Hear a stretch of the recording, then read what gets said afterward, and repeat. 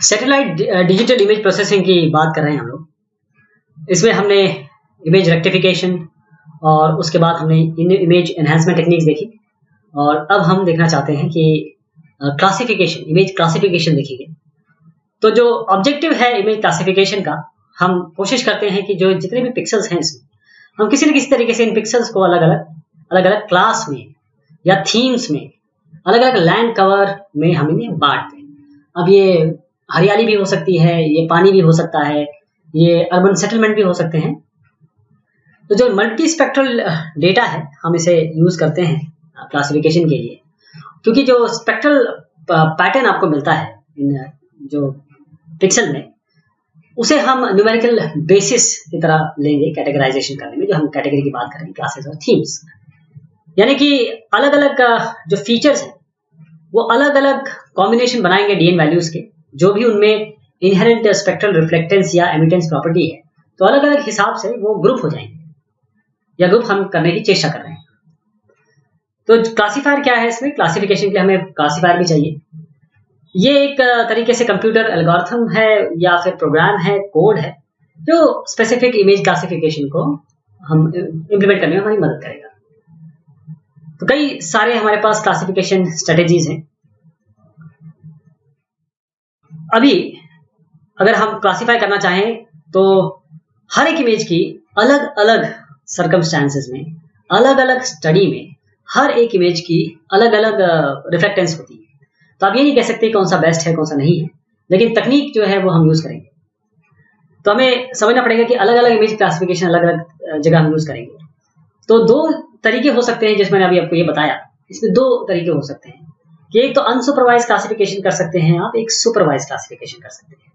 जो unsupervised approach है, इसका मतलब यहाँ पर हम को पता नहीं है, ये हमारे पास अगर इमेज है, हमें पता नहीं है कि यहाँ पानी है, हमें पता नहीं ये क्या चीज है, हमें पता नहीं वो क्या चीज है, तो ए प्रायरी यानी कि पहले से हमें उस जगह की नॉलेज नहीं है, तो उस जगह पे हम अनसुपरवाइज अप्रोच फॉलो करेंगे। तो इसमें हम स्पेक्ट्रल ग्रुपिंग करते हैं जहां पर हमें अभी क्लियर नहीं है, मीनिंग हमारी क्लियर नहीं है। एक बार हमने जब ये कर लिया, यानी कि अनसुपरवाइज क्लासिफिकेशन कर लिया, फिर हम इसके आगे अपना काम कर सकते हैं। तो अनसुपरवाइज अप्रोच को हम क्लस्टरिंग भी कहते हैं। अगर आपसे कहा जाए कि क्लासिफिकेशन और क्लस्टरिंग में क्या अंतर है, तो आप बताएंगे कि अनसुपरवाइज अप्रोच क्लस्टरिंग है, और ये निकल के आती है जो भी स्टैटिस्टिक्स हैं, जो आपके स्पेक्ट्रल या स्टैटिस्टिकल क्लस्टर बनेंगे, उनकी जो स्टैटिस्टिक्स हैं, जो वैल्यूज के स्टैटिस्टिक्स, देखिए कोई भी वैल्यू की दो तीन वैल्यूज जो हमने देखे हैं, तो दो तीन वैल्यूज, या फिर कहेंगे कि जो उनके स्टैटिस्टिकल पैरामीटर हैं, जैसे मीन है, मीन मीडियन मोड है, स्टैंडर्ड डेविएशन है, वेरिएंस है, कोवेरिएंस है, तो इस तरीके की चीज हम इसमें उपयोग कर सकते हैं। अच्छा, दूसरी बात करें हम सुपरवाइज अप्रोच की। सुपरवाइज अप्रोच क्या करता है? ये भी एक क्लासिफिकेशन की तकनीक है, जिसमें हम खुद, क्योंकि हमें उस जगह की ए प्रायोरी या नॉलेज है, उस जगह के बारे में हमें पता है क्या है उसमें, तो हम सुपरवाइज कर सकते हैं। देखिए साहब, यहाँ पानी है, यहाँ पर ये अर्बन सेटलमेंट है, यहाँ रोड्स हैं, इस तरीके से हम जो पिक्सल का कैटेगराइजेशन का प्रोसेस है, इसमें हम इसे सुपरवाइज कर सकते हैं। और फिर हम कंप्यूटर एल्गोरिथम को बता सकते हैं कि देखिए हमने ये क्लासिफाई किया, अब आप इसमें अपना मैथमेटिक्स लगाइए। तो हम अलग अलग, जैसे मान लीजिए ये है, यहाँ पर हमने चूज किया ये पानी है, इसके सैंपल अलग अलग चूज कर दिए। यहाँ पर है, यहाँ पर मान लीजिए यहाँ पर अर्बन एरिया है, उसका अलग यहाँ से चूज कर लिया, यहाँ से कई जगह हो सकते हैं, उसके चूज कर लिए हमने। तो सैंपल चूज कर लिए जो हमको नॉन कवर टाइप है ना, तो इसको हम कहते हैं जो सैंपल चूज कर रहे हैं, इसे हम या तो ट्रेनिंग साइट्स कह सकते हैं, या हम ट्रेनिंग एरियाज भी कह सकते हैं, या ट्रेनिंग सैंपल्स कह सकते हैं। अब इनको लेके अब ये हम ले लिए, अब इनको लेके हम देखेंगे कि इन जैसे कौन कौन से आपके इमेज में हैं। अब इनसे जो मैच करेंगे वो एक ही ग्रुप में आ जाएंगे। तो हर एक पिक्सल जो डेटा सेट में है, उसको हम कंपेयर करते हैं हर एक कैटेगरी जो इंटरप्रिटेशन की है, और फिर हम लेबल कर देते हैं कि देखिए साहब, ये इससे मैच कर रहा है, इसको इसमें डाल दीजिए, ये इससे मैच कर रहा है, इसको इसमें डाल दीजिए, जो एक आपस में मैच कर रहे हैं। सुपरवाइज अप्रोच में यूजर यानी कि मैं और आप डिफाइन करेंगे जो भी कैटेगरीज बनेंगी, और फिर हम एग्जामिन करेंगे इसकी स्पेक्ट्रल सेपरेबिलिटी। जबकि अनसुपरवाइज अप्रोच में अपने आप आपको जो भी इनहेरेंट इमेज में इनहेरेंट स्टैटिस्टिक्स है, क्योंकि वैल्यूज है तो उसमें स्टैटिस्टिक्स भी होगी, तो वो अपने आप सेपरेबल क्लास में आपको बना के दे देगा, तो वहां ऑलरेडी आपको मिल जाएगा। जो कॉम्प्लेक्स टेरेन है वहां पे हम ये करते हैं कि सबसे पहले अनसुपरवाइज अप्रोच लगा दें, फिर हम अपना सुपरवाइज उस पर कर सकें। एक बार पता तो चल जाए कि कौन सी चीज़ कहाँ कहाँ है, और उसके बाद हम आगे बढ़ सकते हैं। तो ये इन कंडीशंस में जैसे मैं कह रहा हूँ कि जो कॉम्प्लेक्स टेरेन है, थोड़ा सा अगर सुपरवाइज अप्रोच हम लगाते हैं, थोड़ी सी हमें दिक्कत जरूर होगी कि हम ट्रेनिंग साइट कैसे ढूंढें, क्योंकि वहां पर जो चीज़ हमें पता ही नहीं है उसके लिए हम ट्रेनिंग सैंपल कैसे ढूंढेंगे। इसलिए हम अनसुपरवाइज लगाते थे। सुपरवाइज अप्रोच एक सब्जेक्टिव है। किस तरीके से सब्जेक्टिव है कि एनालिस्ट यहां पर कोशिश करता है कि वो क्लासिफाई करे इन्फॉर्मेशन को कैटेगरीज में, जिसमें अलग अलग स्पेक्ट्रल क्लासेस होती हैं, और जो स्पेक्ट्रली डिस्टिंग्विशेबल क्लासेस हैं वो हम निकालते हैं अनसुपरवाइज अप्रोच से। और जो ऑफकोर्स जो आपका ग्राउंड डेटा कलेक्शन है उसमें वो भी हम यूज कर सकते हैं। अनसुपरवाइज अप्रोच में एक पोटेंशियल एडवांटेज है कि ये अपने आप आपको डिस्क्रिमिनेटरी यानी अलग अलग क्लासेस बना के दे देगा। और जो रिप्रेजेंटेटिव ट्रेनिंग एरियाज की बात हो रही है यहाँ पर, तो उसमें स्टैटिस्टिकल इंफॉर्मेशन जो क्लासेस में है ये आपस में क्लोज आपके करस्पॉन्डेंस दिखाएंगे। तो जो सुपरवाइज क्लासिफिकेशन है ये कुछ केसेस में अनसुपरवाइज क्लासेस या क्लासिफिकेशन से बहुत अच्छी है। तो अनसुपरवाइज क्लासिफिकेशन देखते हैं।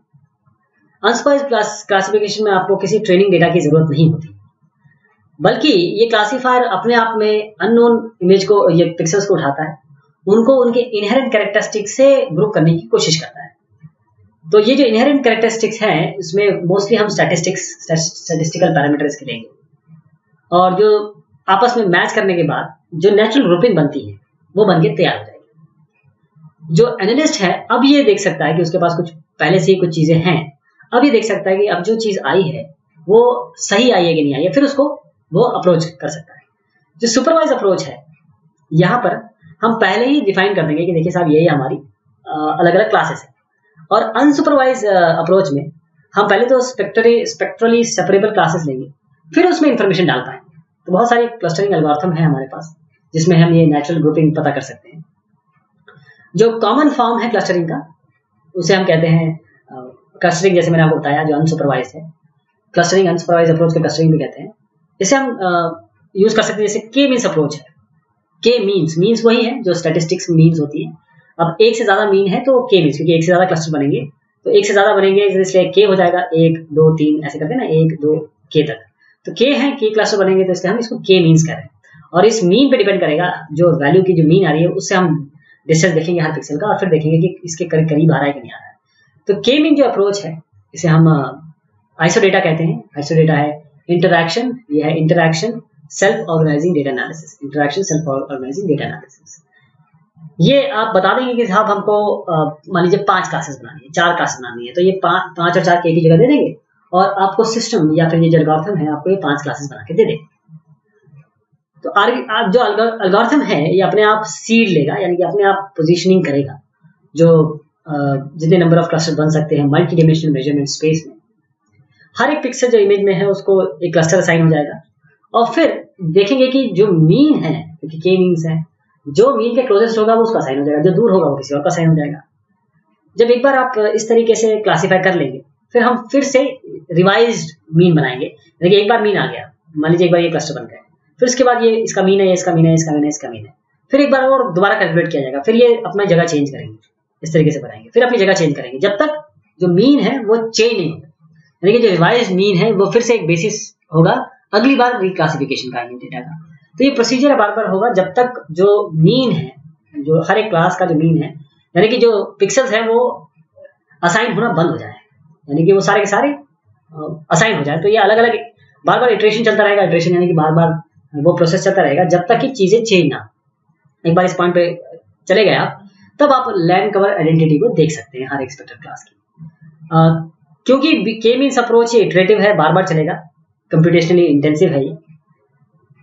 यहाँ हम ये तब लगाते हैं जो इमेज के सब एरियाज है, फुल सीन में नहीं लगाते हैं, मोस्टली सब एरियाज में हम लगाते हैं इसको। सुपरवाइज क्लासिफिकेशन की बात करें, ये सुपरवाइज क्लासिफिकेशन में हमें, जैसे मैंने आपको बताया, हमें पता होता है कि क्लास जो पिक्सेल्स हैं वो कौन से हैं, और फिर हम सैंपल उठाते हैं उसमें, जिसे हम ट्रेनिंग एरिया से सैंपल, ट्रेनिंग साइट्स कहते हैं या ट्रेनिंग सैंपल्स कहते हैं। फिर जब पिक्सल हम लोकेट करना चाहते हैं ट्रेनिंग सैंपल में, वो हम बता देते हैं कि देखिए साहब ये हमारा ये हमने एक उठाया, ये पिक्सल के जो ग्रुपिंग है, ये आपकी लैंड कवर जो बता रही है, ये वाटर है, या वाटर बॉडीज है, ये जो लैंड कवर है हमारा, ये आपका मान लीजिए अर्बन है, ऐसे ही हम अलग अलग बना लेंगे। और अब जब हमने बना लिए ट्रेनिंग सैंपल्स, तो उन सैंपल के हिसाब से अब आगे काम होगा। तो इसका स्टेप मैं आपको अभी दिखाऊंगा। जो ट्रेनिंग स्टेज है फीचर सिलेक्शन का, ये बड़ा ज़बरदस्त है, क्योंकि अगर आपने ट्रेनिंग सैंपल ठीक से नहीं लिया या गलत ले लिए, तो ट्रेनिंग से, क्योंकि सब कुछ तो ट्रेनिंग सैंपल पे डिपेंड कर रहा है, अगर ट्रेनिंग सैंपल नहीं लिया आप, तो आपको प्रॉब्लम आ सकती है, यानी कि चीज़ें अलग अलग इधर की उधर चली जाएंगी। ये स्टेप्स हैं सुपरवाइज क्लासिफिकेशन में। ये आपका सबसे पहले देखिए इमेज, ये आपका इमेज डेटा सेट है। यहाँ पर मान लीजिए 5 बैंड्स हैं, यानी कि 5 डिजिटल नंबर होंगे पर पिक्सल। एक पिक्सल पे 5 डिजिटल नंबर होंगे अलग अलग चैनल से, 1 2 3 4 5। तो आप बोल रहे हैं कि हमने ट्रेनिंग साइट ले ली है, यानी हमने न्यूमेरिकल डेटा लिया ट्रेनिंग के लिए और कहा कि देखिए ये इसका स्पेक्ट्रल रिस्पॉन्स है, ये उसका स्पेक्ट्रल रिस्पॉन्स है, और ये अलग अलग हमने कैटेगरीज बना दी, अलग अलग हमने एक तरीके से क्लासेस बना दी। वाटर है, सैंड है, फॉरेस्ट, अर्बन है, कौन है, हे है। अब क्लासिफिकेशन स्टेज में हम हर एक जो भी अननोन पिक्सल है उसको हम इससे कंपेयर करते हैं। जो इससे मैच करेगा उसको वाटर में डाल देंगे, जो इससे मैच करेगा वो फॉरेस्ट में डाल देंगे। फिर इस मैचिंग के हिसाब से ये देखिए अलग अलग बन गया। तो ये आउटपुट स्टेज है जहाँ पर डिजिटल नंबर आपकी कैटेगरी में तब्दील हो जाते हैं। डिजिटल नंबर्स को कैटेगरी में तब्दील हो जाते हैं। अब डिजिटल नंबर नहीं होंगे, अब ये कैटेगरीज हो गई, यानी अलग अलग क्लास हो गई। ये आपका वाटर बता रहा है, ये एफ कुछ और बता रहा है, फॉरेस्ट बता रहा है, ये आपका सी कॉर्न बता रहा है। तो इस तरीके से आपका फाइनल कैटेगराइज सेट मिलेगा आपको। ट्रेनिंग डेटा जो ट्रेनिंग हम लेते हैं इमेज से, वो हम कोशिश करते हैं कि वहाँ के लें और जहाँ से हमको क्लियर पिक्चर मिल रही हो। और मैंने जैसे बताया कि सब चीज़ें इस पर डिपेंड करती हैं कि आप ट्रेनिंग साइट कैसे ले रहे हैं। तो एनालिस्ट शुरू करता है, मैप को लेगा, एरियल फोटोग्राफ को लेगा, और उसके बाद उनके हिसाब से जानेगा कि देखिए साहब ये चीज़ यहाँ यहाँ है। तो हमारा मेन मुद्दा यही है कि हमको एक्यूरेटली ट्रेनिंग साइट देनी, क्योंकि ट्रेनिंग साइट पे ही सारा दारोमदार है। फिर हमको क्लासिफिकेशन एल्गोरिथम चूज करना पड़ेगा, हम कौन सा क्लासिफिकेशन चूज करने वाले हैं। तो जो अलग अलग आपके पास सुपरवाइज क्लासिफिकेशन एल्गोरिथम है वो हम यूज़ कर सकते हैं। और जो चॉइस है पर्टिकुलर क्लासीफायर के लिए या डिसीजन रूल के लिए, ये डिपेंड करेगा कि इनपुट डेटा क्या है और आउटपुट हमारे पास रिजल्ट क्या आने वाला है। तो parametric classification algorithm, parametric non parametric 2 type के होते हैं। पैरामीट्रिक मतलब ये है कि जिसमें आप जो इनहेरेंट कैरेक्टरिस्टिक है, यानी कि आप क्या लेंगे इसमें, आप इसमें जो, अब मैं पैरामीट्रिक की बात बताऊं तो इसमें स्टैटिस्टिक्स आती है। जिसमें स्टैटिस्टिक्स हम लेते हैं वो पैरामीट्रिक है, जिसमें स्टैटिस्टिक्स नहीं लेते हैं वो नॉन पैरामीट्रिक है।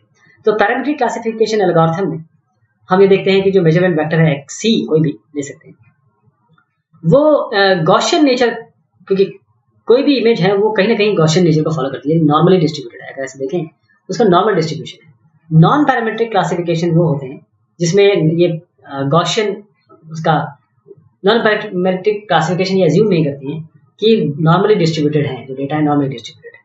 तो जितने हम फ्रीक्वेंटली क्लासिफिकेशन एल्गोरिथम यूज करते हैं वो इस तरीके के हैं। पैरेललोपिपेड है, मिनिमम डिस्टेंस है, मैक्सिमम लाइक्लीहुड है। तो पैरेललोपाइप्ड है, मिनिमम डिस्टेंस, मैक्सिमम लाइक्लीहुड, ये सारे आपके आप सुपरवाइज अप्रोच में यूज कर सकते हैं। तो पैरेललोपाइप्ड क्लासिफिकेशन एल्गोरिथम में ये काफी ज्यादा यूज होने वाला है आपका। इसमें जो डिसीजन रूल है वो सिंपल बुलियन के हिसाब से एंड और लॉजिक लगाएंगे इसमें पैरेललोपिपेड में। तो ट्रेनिंग डेटा हम जो एन स्पेक्ट्रल बैंड्स में, अलग अलग बैंड्स में, ये इसको यूज करते हैं हम परफॉर्म करने के लिए कि क्लासिफिकेशन कैसे होगी। तो ब्राइटनेस वैल्यू हर एक पिक्सल की जो मल्टी स्पेक्ट्रल इमेजरी है उसको हम उपयोग करते हैं। और एन डायमेंशनल मीन, जो मीन है म्यू सी के 1 अलग अलग बैंड का के लिए जो अलग अलग मीन है, और जिसमें म्यू सी के आप देख रहे हैं ये मीन वैल्यू है ट्रेनिंग डेटा की, जो आपने किसी क्लास के लिए किसी बैंड में लिया है, जिसमें m पॉसिबल वैल्यूज हो सकती है जैसे आपने पहले बताया। तो जो स्टैंडर्ड डेविएशन है हम वो निकालते हैं इन ट्रेनिंग डेटा क्लास का जो सी है बैंड के लिए, जितने भी m पॉसिबल वैल्यूज है। तो जो डिसीजन बाउंड्रीज है जो n डायमेंशनल पैरेललोपिपेड इसमें बनेगा फीचर स्पेस में, तो अगर पिक्सल वैल्यू इसके अंदर आती है, लोअर थ्रेशोल्ड में है, तो हम उसको एक्सेप्ट कर लेंगे, या फिर नहीं आता है तो उसे हम अनक्लासिफाइड कैटेगरी में डाल देंगे। इसको एन डायमेंशन में तो हम बोल रहे हैं, लेकिन एन डायमेंशन में हम कैसे इसको दिखाएंगे फिलहाल अभी। तो पैरेललोपिपेड का मतलब आप इस समझ लीजिए कि कंप्यूटेशनली एफिशिएंट है क्लासिफाई करने के लिए रिमोट सेंसर डेटा। और क्योंकि कुछ पैरेललोपिपेड आपस में ओवरलैप भी करते हैं। पैरेललोपिपेड का मतलब ये है कि अगर यूं ले रहे हैं तो आप ये एक पैरेललोग्राम या पैरेललोपिपेड बना रहे हैं, इस तरीके से बनेगा। अब मैं 2 डायमेंशन दिखाता हूँ, इस तरीके से होते हैं। तो इसके हायर थ्रेशोल्ड, ये हायर, ये लोअर, ये हायर, ये लोअर, इनके बीच में कोई अगर आ रहा है तो आप इसको इसके अंदर ले लेते हैं कोई पिक्सल, कोई इसके बाहर आ रहा है तो उसको नहीं लेते हैं, वो यहाँ पर ले लेते हैं। अगर कोई दोनों से देखना है तो आप ये मान लीजिए ये पिक्सल को इन दोनों में असाइन करना है, तो हम इसके बीच में डिस्टेंस देख लेंगे, मीन के बीच में डिस्टेंस क्या है आपका। तो इस तरीके से अलग अलग क्लास में हम मिनिमम डिस्टेंस के हिसाब से इसको असाइन करना शुरू कर देते हैं। अब minimum distance to mean classification algorithm है, ये भी काफी सिंपल है, ये भी काफी यूज होता है। तो इसमें जिस तरीके से पैरेलल प्रिपेयर्ड एल्गोरिथम हमने यूज किया, it requires that a user provide a mean vectors, जो अलग अलग आपके बैंड है उसका आपको मीन वेक्टर देना पड़ेगा हर एक क्लास का, जो ट्रेनिंग डेटा से निकलेगा। अगर हमको मिनिमम डिस्टेंस क्लासिफिकेशन लगाना है तो जो प्रोग्राम है must calculate the distance of each mean, मतलब जो भी मीन है और पिक्सल के बीच में डिस्टेंस निकाला जाएगा। और इस यूक्लिडियन डिस्टेंस, जो पाइथागोरियन आपका थ्योरम है, उससे हम यूक्लिडियन डिस्टेंस निकालेंगे और जिसका कम आएगा उसको उस क्लास में असाइन कर देंगे। जैसे आपका ये ब्राइटेस्ट वैल्यू है उसका इस एक मीन से, जो एक मीन है ये दूसरा मीन है, दोनों से मान लीजिए ये म्यू सी के यहाँ है, ये म्यू सी के एल यहाँ है, तो इनसे डिस्टेंस निकालेंगे, जिसके पास होगा वहां वो असाइन कर देंगे। जहां पर ये म्यू सी के और म्यू सी एल जो है ये मीन वेक्टर्स है किसी क्लास सी, जो हमने बैंड किया, बैंड एल में हमने पाए हैं अलग अलग बैंड्स। जो मिनिमम डिस्टेंस एल्गोरिथम है वो आपको स्पेसिफाई भी करने के लिए अलाउ करते हैं कि आप अलग अलग डिस्टेंस या थ्रेशोल्ड दें, वो वैल्यू आप भी दे सकते हैं। मैक्सिमम लाइक्लीहुड क्लासिफिकेशन एल्गोरिथम हमने देखिए पैरेलल पिपेट देख लिया, अभी इससे जस्ट पहले हमने दूसरा देखा, ये जिसे हम कह रहे हैं मिनिमम डिस्टेंस, और फिर तीसरा है maximum likelihood. Maximum likelihood decision rule, इसमें हर एक पिक्सल को जिसका कोई पैटर्न मेजरमेंट होता है या कोई फीचर एक्स है किसी क्लास का सी, वहां पर हम देखते हैं कि जहां ये मोस्ट प्रोबेबल है या लाइकली है वहां ही इसे असाइन कर देंगे किसी फीचर वेक्टर के लिए। ये अज्यूम करता है जो ट्रेनिंग डेटा की स्टैटिस्टिक्स है हर एक क्लास के लिए वो नॉर्मली डिस्ट्रीब्यूटेड, अगेन गॉसियन है, गॉसियन इसका है, यानी कि जो ट्रेनिंग डेटा है जो बाई या ट्राई मॉडल हिस्टोग्राम बनाएगा वो हम लेंगे सिंगल बैंड और नॉट आइडियल, अलग अलग हम बाई और ट्राई निकालेंगे इसमें। इस केस में जो इंडिविजुअल मोड्स हैं वो हमको बताएंगे कि साहब ये अलग अलग हो सकती है, ये क्लास हो, ये क्लास हो, ये क्लास हो। ये अगर आपका यूनिमॉडल बनता है तो गॉसियन ट्रेनिंग क्लास स्टैटिस्टिक्स ये आपको क्लियर बता देगी कि देखिए साहब ये क्लास है।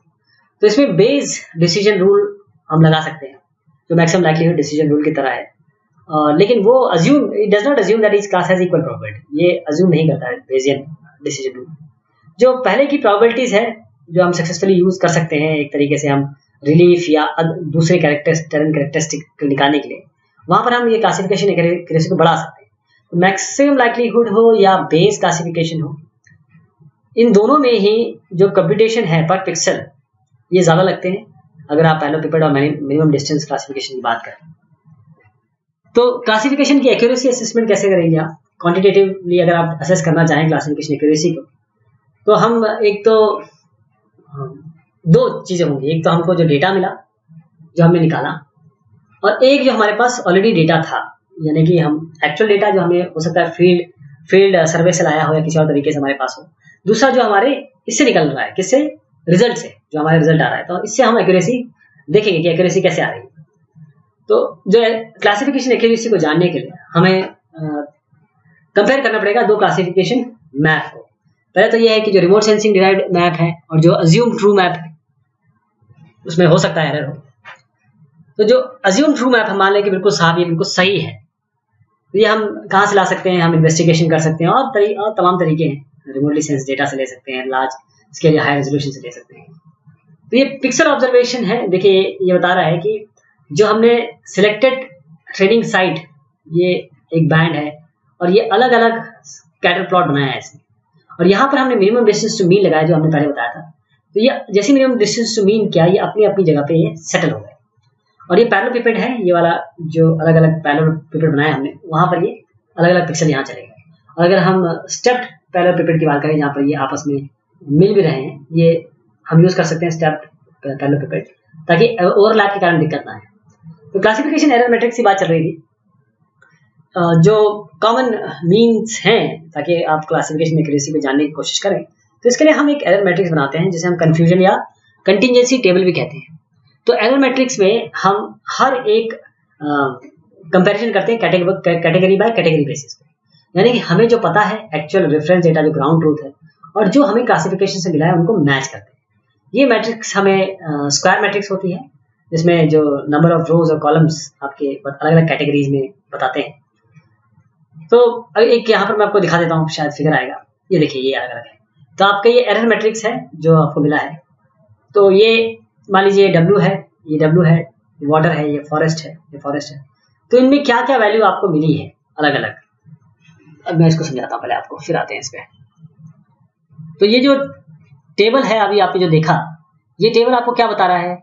ये टेबल आपको बता रहा है कि जो इमेज एनालिसिस है इसने कुछ क्लासिफिकेशन को कैटेगराइज किया, और जो मैट्रिक्स है वो आपको ये बता रहा है कि दो चीजें हैं। एक आपका sample data, sample training set जो आया है, और जो एक्चुअल है।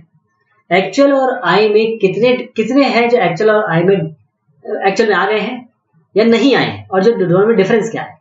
तो ये आपको ये बताता है this is the classification data training set data, known cover types है। और यहां पर हम देखिए, हमने ये लिया कि 480 कुल मिला के थे वाटर के, जो 5 फॉरेस्ट में चले गए, कुल मिला के हमारे पास 485। वाटर के पूरे मिले 480। तो एक प्रोड्यूसर एक्यूरेसी होती है, कंज्यूमर एक्यूरेसी होती है, यानी कि एक बताता है कि जो हमने एक्चुअल डेटा अटेन किया है ग्राउंड ट्रूथ से, और एक बताता है कि एक जो हमने एक्चुअल क्लासिफिकेशन से प्राप्त किया है जो एल्गोरिथम लगा के। तो ये अलग अलग वैल्यूज दिखाता है। जैसे फॉरेस्ट है, इसमें फॉरेस्ट में 313 चले गए, और जो फॉरेस्ट थे जो वो मतलब अर्बन में 40 चले गए। ऐसे ही मान लीजिए ये सी है, कॉर्न है, 38 इसमें से चले गए यहाँ पर अर्बन में, 342 आपके किसी और में चले गए, ये किसी और में चले गए। तो अब ये जो अलग अलग हुए, तो इसमें इनको हम ऐड कर लें, रो और कॉलम को अलग अलग। तो ये अलग, इन सबको ऐड करके यहाँ लिख देंगे, इन सबको ऐड करके यहाँ लिख देंगे। ये हमने देख लिया, अलग अलग एडिशन हो गया। हमने देखा कि कौन से थे हमारे पास, कौन से सही क्लासीफाई हुए, कौन से कहीं और चले गए।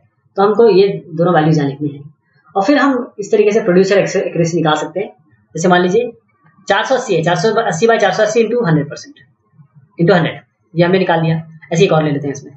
जैसे मान लीजिए ये 52 है, तो 52 बाय 68 बाय 16%, ठीक। ये तो ये आपकी एक एक्यूरेसी हो गई। दूसरा आप क्या करेंगे, 52 बाय 72, इसके लिए, और इसके लिए अलग अलग निकालेंगे। तो हम लेफ्ट हैंड साइड में तो प्रोड्यूसर एक्यूरेसी निकाल रहे हैं, और यूजर एक्यूरेसी के लिए 52 इधर गए, 52 को 68 से डिवाइड किया, यहाँ पर हम 52 को 72 से डिवाइड कर रहे हैं। तो ये आपको अलग अलग W मतलब वाटर, अर्बन, इन सबकी अलग अलग एक्यूरेसी मिल गई। तो ओवरऑल एक्यूरेसी हम कैसे निकालेंगे? 480 प्लस 52 प्लस 313, ये सब, इन सबको जोड़िए, 480 ये सब 359 तक जोड़ के, और कुल मिला के जितने आ रहे हैं उसे डिवाइड कर दीजिए। तो आप ये देखिए कि आपको ये पता लग रहा है कि देखिए ओवरऑल एक्यूरेसी आपकी 84% है, यानी कि 16% एक्यूरेसी में फेरबदल हुआ है। तो इसको और हम और ठीक भी कर सकते हैं। तो एरर मैट्रिक्स आपको बताता है कि क्लासिफिकेशन की परफॉर्मेंस क्या है। हम इससे पता कर सकते हैं कि कौन से एक्सक्लूड कर दिए गए थे, कौन से इंक्लूड कर दिए। तो जो टेबल आपने देखा, इसमें ट्रेनिंग सेट पिक्सल्स हैं, जिसको हमने मान लीजिए 2 लैंड कैटेगरीज में बांटा, मेजर डायगोनल और एरर मैट्रिक्स में। तो जो नॉन डायगोनल एलिमेंट्स हैं मैट्रिक्स के, वो हमें बताते हैं एरर्स ऑफ ओमिशन या कमीशन के, और जो ओमिशन एरर है वो हमें नॉन डायगोनल कॉलम एलिमेंट्स के बारे में बताते हैं। जैसे अगर आप एग्जांपल जो मैंने टेबल बताया, 16 पिक्सल वो क्लासीफाई होने थे सैंड, लेकिन वो ओमिट कर दिए गए, वो वहां हुए नहीं। और कमीशन एरर का मतलब होता है जो नॉन डायगोनल रोज हैं, जैसे 38 अर्बन पिक्सल प्लस 79, ये पिक्सल इम्प्रॉपरली इंक्लूड हो गए कौन कैटेगरी में। और भी मेजर है जिसमें ओवरऑल एक्यूरेसी निकाल सकते हैं हम क्लासिफिकेशन की एरर मैट्रिक्स से। इससे हम, जैसे अभी आपने देखा, टोटल नंबर को आप जोड़ के एक एक करके पहले परसेंटेज निकाला, फिर सबको जोड़ दीजिए। इसी तरीके से इंडिविजुअल कैटेगरी की भी आपको मिल सकती है। एक एक आपने जो देखा, जो बगैर जोड़े जो बाएं हाथ पे आ रहा था, जो 52 बाय 68 निकाला था हमने, वो भी आपको हर एक के बारे में बता देगा। इसी तरीके से प्रोड्यूसर एक्यूरेसी है, दाएं हाथ राइट हैंड साइड में हमने जो निकाला। यूजर एक्यूरेसी हम कंप्यूट करते हैं, प्रोड्यूसर एक्यूरेसी हम कैलकुलेट करते हैं। तो हमको करीबन 84% जो आपने फिगर देखा, 84% आपको ये मिल गई।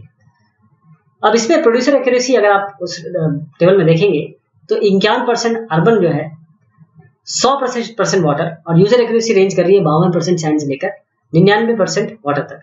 तो ये एरर मैट्रिक्स पूरी तरीके से ट्रेनिंग डेटा पे बेस्ड है। अगर रिजल्ट आपको सही आते हैं तो इसका मतलब आपने ट्रेनिंग डेटा सही से चूज किया है। अदरवाइज आपको दोबारा सोचना पड़ेगा कि दोबारा आपको ट्रेनिंग सेट लेने पड़ेंगे। अब एक और चीज आती है कापा कोएफिशिएंट। कापा एनालिसिस ये एक तरीके से डिस्क्रीट मल्टीवेरिएट टेक्निक है एक्यूरेसी असेसमेंट की। डिस्क्रीट मल्टीवेरिएट एक्यूरेसी, इसमें एक स्टैटिस्टिक्स ही है जिसमें हम एग्रीमेंट ऑफ एक्यूरेसी देखते हैं। तो जो खाट या KHAT स्टैटिक इस तरीके से निकालते हैं KHAT, इसमें आप ये सिग्मा है, एडिशन है, तो n सिग्मा xi ये x plus i plus i और ये n स्क्वायर माइनस सिग्मा। यहाँ पर जो r है बेसिकली आपको ये रो बता रहा है, these are the row, r is the number of row, ये मैट्रिक्स i आप देख रहे हैं, दिस मैट्रिक्स i एक नंबर ऑब्जर्वेशन है आपके रो i और कॉलम i, यानी कि आपके ये डायगोनल मैट्रिक्स की बात हो रही है। xi प्लस और x प्लस i ये मार्जिनल टोटल है जो रो i और कॉलम i में है। n जो है टोटल नंबर ऑफ ऑब्जर्वेशन आपको बता रहे हैं। तो हम ये कहेंगे कि डिजिटल इमेज प्रोसेसिंग जो सैटेलाइट डेटा की है उसको हम 3 कैटेगरी में डाल सकते हैं, इमेज रेक्टिफिकेशन, रिस्टोरेशन, एनहांसमेंट और इन्फॉर्मेशन एक्सट्रैक्शन।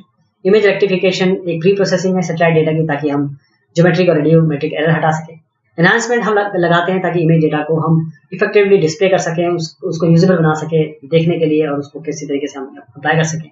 इन्फॉर्मेशन एक्सट्रैक्शन ये डिजिटल क्लासिफिकेशन का तरीका है जिसमें हम अपने जो इनपुट है उसको हम डिजिटल थीमेटिक मैप में तब्दील कर सकते हैं। बहुत शुक्रिया, बहुत मेहरबानी आप सभी।